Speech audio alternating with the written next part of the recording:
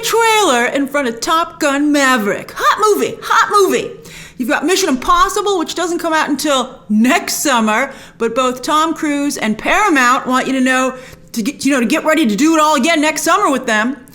You've got Thor, Love and Thunder. We just had a trailer for that, but they have a new one debuting tonight during Game 4 that they want in front of this movie. Elvis just dropped a trailer, which I'll be reacting to shortly. And even The Gray Man, Netflix is... I'd heard the Gray Man trailer was going to debut on Wednesday, but I found out that the reason they moved it up a day is that apparently it's going to play in theaters in front of Top Gun Maverick, and in order to be attached to the movie, it needs to debut by tomorrow. Netflix is considering doing a 45-day window like all the other studios who now have their own streaming services, which makes a lot of sense to me, although it would just turn Netflix into another movie studio, basically, which would be very interesting. But The Gray Man's only going to do a week in theaters, but still, they want you to consider it. It is the Russo brothers, Ryan Gosling and Chris Evans and Ana de Armas. Would you consider? We'll see how the trailer looks tomorrow. I think it's also about distribution, and they're not going to be able to get those screens at a multitude of theaters until they do the 45-day window. But right now, we're talking about Tom Cruise. I love the Mission Impossible franchise. Christopher McQuarrie, chef's kiss, so good.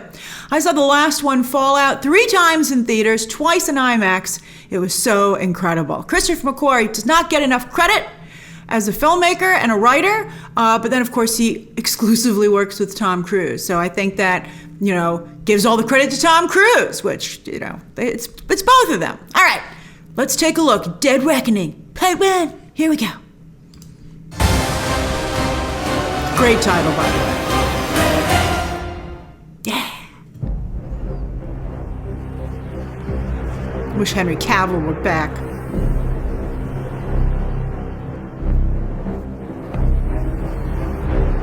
Oh, wow. Your days of fighting for the so-called greater good are over. Wanna bet? This is our chance to control the truth, the concepts of right. Oh, wow. For everyone. Great new cast members. You're fighting to save an And ideal old that favorites. doesn't exist. Never did. You need to pick a side. Not yours. Tom Cruise looks amazing. Why do all the candid photos of him not look as good?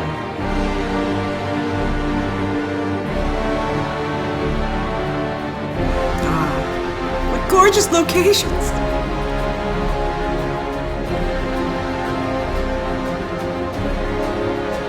This is a really funny trailer. I'll talk to you about it in a moment. Oh, that's so right in that lady's face.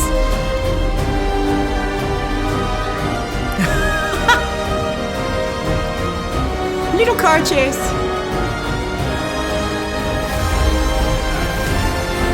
And he always runs. I love it. Look at Pom Clemente off to go. Good for her. Oh, this looks so good. I can't stand it. Tom Cruise is such a movie star. Woohoo!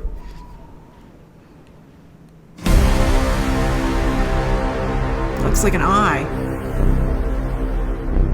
It looks so good, I cannot believe it. So that's a really funny trailer because they have done hardly any post work on that movie at all. You can tell by the way they had to present the footage.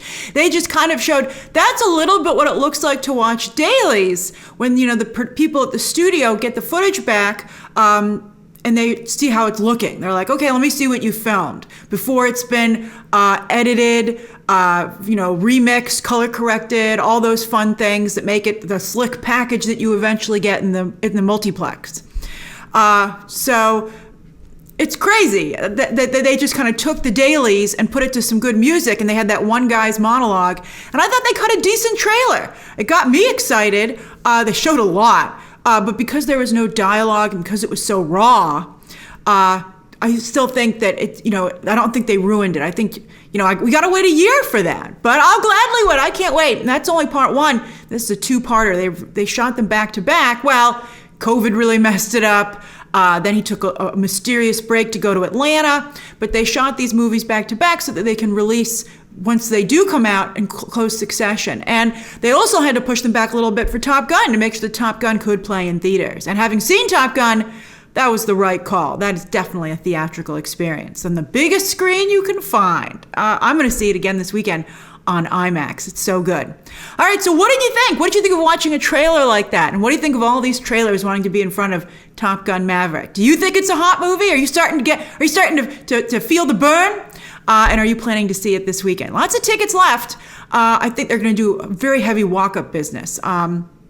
Oh yeah, that's what I wanted to say. You might be like, why does everyone want to be in front of Top Gun Maverick besides it being such a well-reviewed blockbuster film? I think because it cuts such a wide swath in terms of who it appeals to, that you're going to get people who go to see Top Gun Maverick who normally don't go to the movies. You know, the crowd that goes once a month, if that. They're going to, because it's such a big nostalgia play as well. So people are going to be like, you know what? Let's go see Top Gun Maverick. And they're like, hey, come back for our movie. Movies are fun. So that's why I think they want to play in front of Top Gun Maverick. All right, and that's why you have such a variety of trailers in front of the film as well. Wow, so much we got out of this. All right, share your thoughts down below, subscribe today, and of course, as always, you can check out some more videos right now.